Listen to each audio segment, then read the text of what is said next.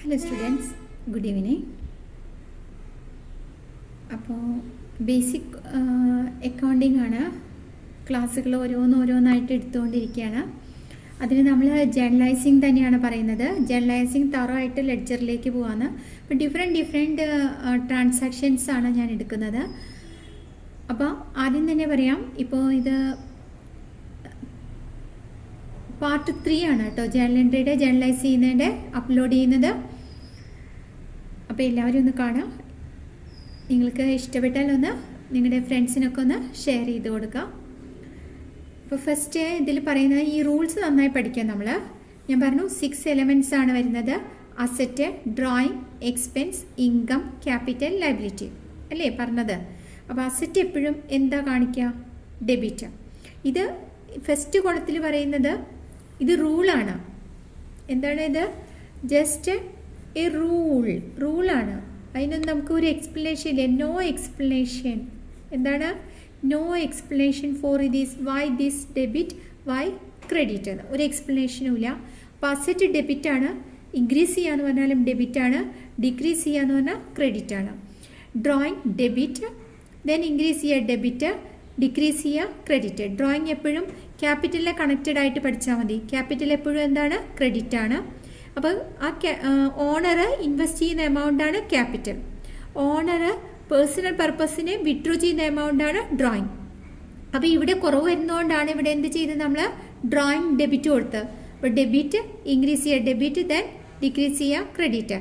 Expense എപ്പോഴും debit ആണ്. Increase ചെയ്യാന്ന് പറഞ്ഞാലും ഡെബിറ്റ് ആണ്, ദെൻ ഡിക്രീസ് ചെയ്യുക ക്രെഡിറ്റ്. ഒരെണ്ണം മാത്രം നമ്മൾ പഠിച്ചു വെച്ചാൽ മതി. ഓപ്പോസിറ്റ് എന്ന് ആലോചിച്ചാൽ മതി. Income always shows credit, then increase also credit, then decrease debit. Capital credit, credit, then debit. Liability എന്താണ്? നമുക്ക് ബാധ്യതയാണ് അല്ലേ. അതുകൊണ്ട് അത് ക്രെഡിറ്റ് ആണ്. ഇൻക്രീസ് ചെയ്യാന്ന് പറഞ്ഞാലും ക്രെഡിറ്റ് ആണ്. ദെൻ എന്താണ് കുട്ടികളെ? ഡിക്രീസ് ചെയ്യാന്ന് പറഞ്ഞാൽ ഡെബിറ്റ് ആണ്. അപ്പോൾ ഇതാണ് ജനറൽ റൂള്. ഈ റൂള് പഠിച്ചു വെച്ച് നമ്മൾ ഓരോ ട്രാൻസാക്ഷൻസും അനലൈസ് ചെയ്യാം. ട്രാൻസാക്ഷൻ അനലൈസ് ചെയ്തിട്ട് അതിൽ 2 ആസ്പെക്റ്റ് കണ്ടുപിടിക്കാം, ഡെബിറ്റ് ഓർ ക്രെഡിറ്റ്. പിന്നെ നമ്മൾ എന്ത് മനസ്സിലാക്കണം? ഇതിൽ ഏത് കാറ്റഗറിയിലാണ് അത് പെടുന്നതെന്ന് നമ്മൾ മനസ്സിലാക്കുക. അപ്പോൾ ഇത് മനസ്സിലാക്കണം. അസറ്റ് ആണോ, ഡ്രോയിങ് ആണോ, എക്സ്പെൻസ് ആണോ, ഇൻകം ആണോ, ക്യാപിറ്റൽ ആണോ, ലയബിലിറ്റി. ഈ 6 എലമെന്റ്സ് ആണ് വരുന്നത്. എത്രയാണ് വരുന്നത്? 6 എലമെന്റ്സ് അല്ലേ. അപ്പോൾ ഈ 6 എലമെന്റ്സിൽ ഏതിലാണ് ഇത് പെട്ടിരിക്കുന്നതെന്ന് നമ്മൾ മനസ്സിലാക്കാം. ഇനി നമുക്ക് ട്രാൻസാക്ഷൻ ജേർണലൈസ് ചെയ്യാം. First transaction purchase goods by cheque. എല്ലാവരും ശ്രദ്ധിക്കാം. പെട്ടെന്ന് ചിലപ്പോൾ മലയാളം മീഡിയത്തിലെ കുട്ടികൾ ഇംഗ്ലീഷ് മീഡിയത്തിലാകുമ്പോൾ അതിൻ്റെ ഒരു ഡിഫിക്കൽട്ട് ഉണ്ടാവും. അതൊന്നുമില്ല. നമ്മൾ മനസ്സിലാക്കുക, ഓരോന്നിൻ്റെ അർത്ഥം മനസ്സിലാക്കുക. പർച്ചേസ് ഗുഡ്സ് ബൈ ചെക്ക്, അതായത് ഗുഡ്സ് വാങ്ങിച്ചു ചെക്ക് കൊടുത്തിട്ട്, ക്യാഷ് അല്ല ചെക്ക് കൊടുത്തിട്ട്. അപ്പോൾ 2 ആസ്പെക്റ്റ് ആണ്. അപ്പോൾ ഞാൻ ഗുഡ്സിനെ എപ്പോഴും ഉപയോഗിക്കുന്ന വാക്കാണ് എന്ത്? പർച്ചേസ്. ഗുഡ്സിനെ എപ്പോഴും ഉപയോഗിക്കുന്ന വാക്കാണ് പർച്ചേസ്. അപ്പോൾ 2 ആസ്പെക്റ്റ് ആണ്. പർച്ചേസും എന്താണ്? ഇവിടെ ചെക്ക് ആയതുകൊണ്ട് എന്താ ഉപയോഗിക്കുക? ബാങ്ക്. ഇനി പർച്ചേസ് ഏത് കാറ്റഗറിയിൽ പെടും അത് ആലോചിക്കുക. എക്സ്പെൻസ് ആണ്. മനസ്സിലായോ? ഗുഡ്സ് വാങ്ങിക്കുന്ന നമുക്ക് എക്സ്പെൻസ് ആണ്, അതുകൊണ്ട് ഡെബിറ്റ് ചെയ്തു. ഇനി ബാങ്ക് എന്താണ്? അസറ്റ് ആണ്. അപ്പോൾ അസറ്റ് ഇവിടെ ബാങ്ക് ഡിക്രീസ് ചെയ്യാണ് അല്ലേ. നമ്മുടെ കയ്യിൽ നിന്ന് പേയ്മെന്റ് പോവല്ലേ ചെയ്യിക്കണേ. അപ്പോൾ ഡിക്രീസ് ചെയ്യാണ്, അതുകൊണ്ട് ക്രെഡിറ്റ് ചെയ്തു. അപ്പോൾ ആദ്യം എന്താ നമ്മൾ ചെയ്യേണ്ടത്? ആദ്യം നമ്മൾ അനലൈസ് ചെയ്യണം. ട്രാൻസാക്ഷൻസ് അനലൈസ് ചെയ്യണം. ഏതൊക്കെയാണ് ആസ്പെക്റ്റ്? പർച്ചേസും ബാങ്കും ആണെന്ന് മനസ്സിലായി. പർച്ചേസ് ഏത് കാറ്റഗറിയിൽ പെടുന്നു? സെക്കൻഡ് വൺ എന്താ പിന്നെ നമ്മൾ ശ്രദ്ധിക്കേണ്ടത്? കാറ്റഗറി. ഏത് കാറ്റഗറിയിൽ പെടുന്നു? Then expense. ബാങ്ക് ഏത് കാറ്റഗറിയിൽ? അസറ്റ്. ഇനി അതിൻ്റെ ഡെബിറ്റ് ആണോ ക്രെഡിറ്റ് ആണോ എന്ന് നമ്മൾ മനസ്സിലാക്കുക. ഇനി ഇതെങ്ങനെയാണ് എഴുതുക? നമ്മൾ ജേർണൽ എൻട്രി എങ്ങനെയാണ് എഴുതുക? അതാണ് ഇനി ഇതിൽ വരുന്നത്. അപ്പോൾ ഡേറ്റ് കോളം ഉണ്ടായിരിക്കും, പെർട്ടിക്കുലേഴ്സ്, ലെഡ്ജർ ഫോളിയോ. ജേർണലിൽ എപ്പോഴും എഴുതുന്നതാണ് ledger folio, debit column, credit column. അപ്പോൾ നമ്മൾ എന്താ എഴുതിയത്? Journal entry purchase account debtor to bank അല്ലേ. എന്താ എഴുതിയത്? Journal entry purchase account debtor to bank. അപ്പോൾ ഇവിടെ എഴുതാ പർച്ചേസ് അക്കൗണ്ട് ഡെറ്റർ. ഡെബിറ്റ് കോളത്തിൽ ഡെബിറ്റ് എഴുതാം, ബാങ്ക് ക്രെഡിറ്റിലെ എന്ത് എഴുതാ 1000 എഴുതാ. ഗുഡ്സ് പർച്ചേസ് ടു ബാങ്ക് എന്ന് പറഞ്ഞാൽ എന്താ അർത്ഥം? ക്രെഡിറ്റ്. പർച്ചേസ് അക്കൗണ്ട് ഡെറ്റർ എന്ന് പറഞ്ഞാൽ എന്താ അർത്ഥം? ഡെബിറ്റ്. പർച്ചേസിനെ ഡെബിറ്റ് ചെയ്തു, ബാങ്കിനെ ക്രെഡിറ്റ് ചെയ്തു. ഇതാണ് ജേണൽ എൻട്രി. മനസ്സിലായോ? ഇനി അടുത്തത് നോക്കാം. അങ്ങനെ ഓരോന്നും നമുക്ക് നോക്കാം. From M in cash. ആദ്യം ട്രാൻസാക്ഷൻ അനലൈസ് ചെയ്യാം. എന്താ അതിൻ്റെ അർത്ഥം? ഗുഡ്സ് വാങ്ങിച്ചു. ആരിൽ നിന്ന്? എമ്മിൽ നിന്ന്. എന്തിനാ വാങ്ങിച്ചത്? ക്യാഷ്. അപ്പോൾ അവിടെ പ്രോബ്ലം ഇല്ല അല്ലേ? അപ്പോൾ 2 ആസ്പെക്റ്റ് ആണ് പർച്ചേസ് ക്യാഷ്.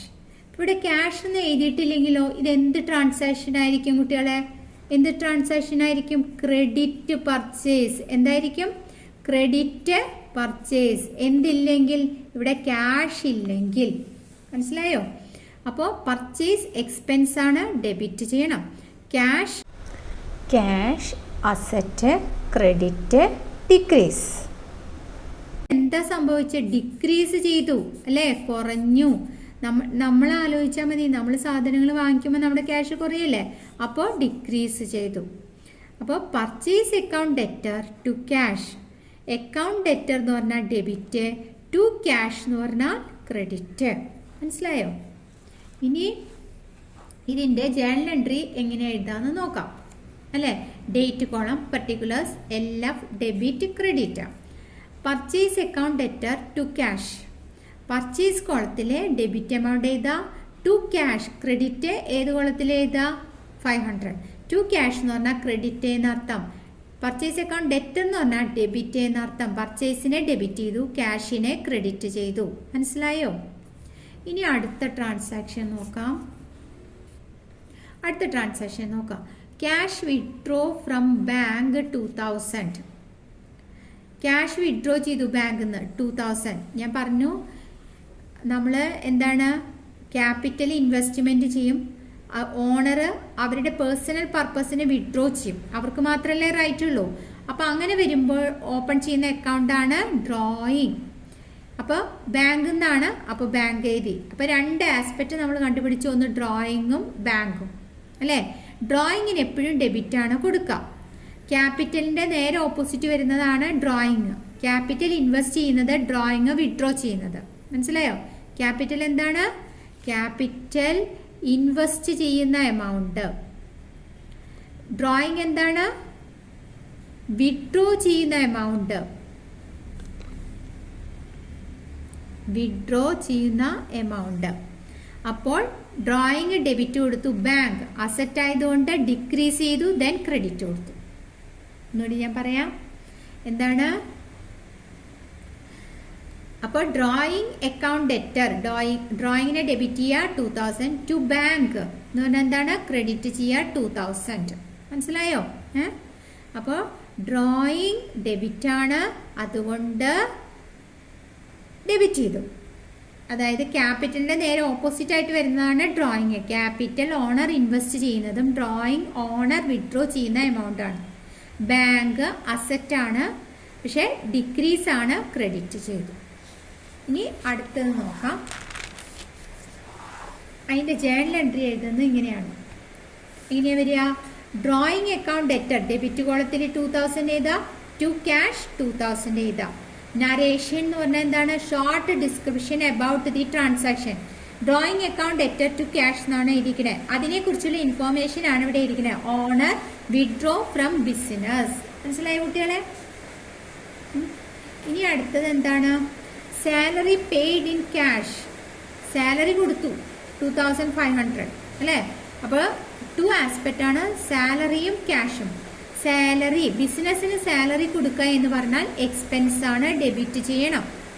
ക്യാഷ്, അപ്പോൾ സാലറി കൊടുക്കുമ്പോൾ എന്താ സംഭവിക്കുക? ബിസിനസ്സിന് ക്യാഷ് കയ്യിൽ നിന്ന് പോവുക. അവരുടെ ക്യാഷ് അസറ്റ് ആണ്, ഡിക്രീസ് ആണ്, ക്രെഡിറ്റ് ചെയ്യണം.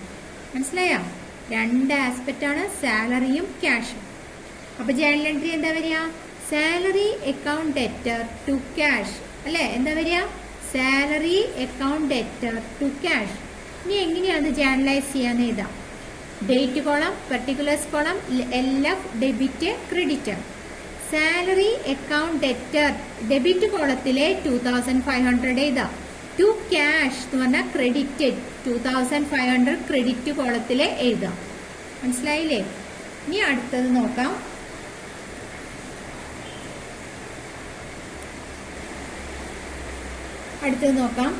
Purchase office machines by cheque 5000.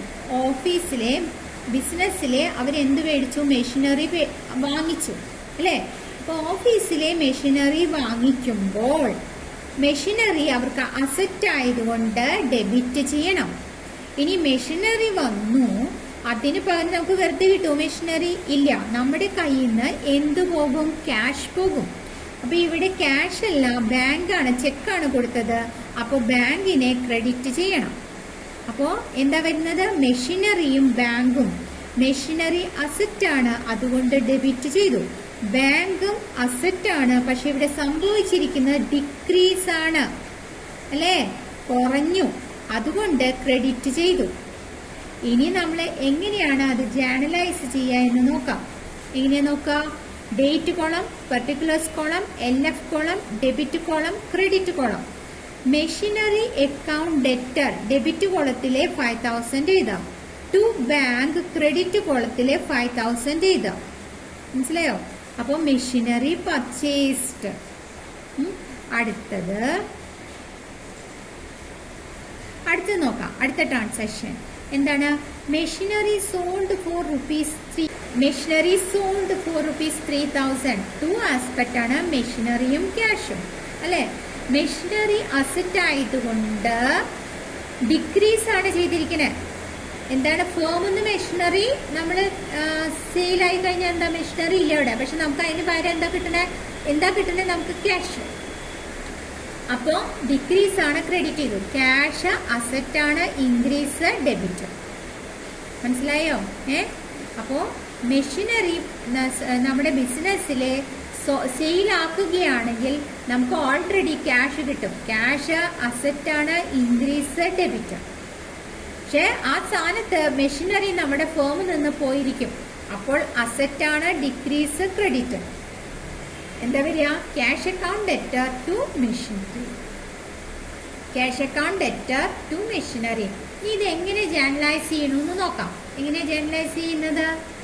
Date column, particulars, LF, debit, credit. Cash account debtor to machinery. Cash account debtor debit. Debit കോളത്തിലെ എമൗണ്ട് ഏതാ? To machinery. ടു മെഷീനറി എന്ന് പറഞ്ഞാൽ ക്രെഡിറ്റ്. ക്രെഡിറ്റ് കോളത്തിലെ amount ഏതാ?